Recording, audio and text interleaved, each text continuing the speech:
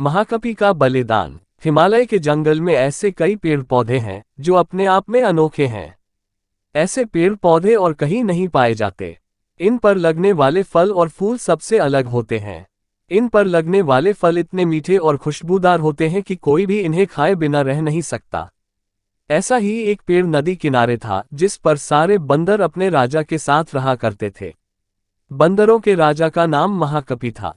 महाकपि बहुत ही समझदार और ज्ञानवान था।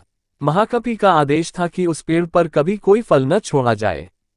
जैसे ही फल पकने को होता वैसे ही वानर उसे खा लेते थे। महाकपि का मानना था कि अगर कोई पका फल टूटकर नदी के रास्ते किसी मनुष्य तक पहुंचा तो ये उनके लिए बहुत हानिकारक हो सकता है। सभी वानर महाकपि की इस बात से सहमत थे और उनकी आज्ञा का पालन करते थे। लेकिन एक दिन एक पका फल नदी में जा गिरा जो पत्तियों के बीच छुपा हुआ था। वह फल नदी में बहकर एक जगह पहुंच गया जहां एक राजा अपनी रानियों के साथ घूम रहा था। फल की खुशबू इतनी अच्छी थी कि आनंदित होकर रानियों ने अपनी आंखें बंद कर ली। राजा भी इस खुशबू पर मोहित हो गया। राजा ने अपने आसपास निहारा तो उसे नदी में बहता हुआ फल दिखाई दिया। राजा ने उसे उठाकर अपने सिपाहियों को दिया और कहा कि कोई इसे खाकर देखे कि यह फल कैसा है। एक सिपाही ने उस फल को खाया और कहा कि यह तो बहुत मीठा है। इसके बाद राजा ने भी उस फल को खाया और आनंदित हो उठा।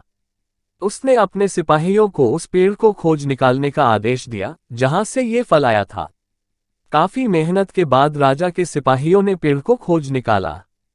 उन्हें नदी किनारे वो सुंदर पेड़ नजर आ गया। उस पर बहुत सारे वानर बैठे हुए थे। सिपाहियों को ये बात पसंद नहीं आई और उन्होंने वानरों को एक एक करके मारना शुरू कर दिया। वानरों को घायल देखकर महाकपि ने समझदारी से काम लिया। उसने एक बांस का डंडा पेड़ और पहाड़ी के बीच पुल की तरह लगा दिया। महाकपि ने सभी वानरों को उस पेड़ को छोड़कर पहाड़ी की दूसरी तरफ जाने का आदेश दिया। वानरों ने महाकपि की आज्ञा का पालन किया और वो सभी बांस के सहारे पहाड़ी के दूसरी ओर पहुंच गए। लेकिन इस दौरान डरे सहमे बंदरों ने महाकपि को बुरी तरह से कुचल दिया। सिपाहियों ने तुरंत राजा के पास जाकर सारी बात बताई।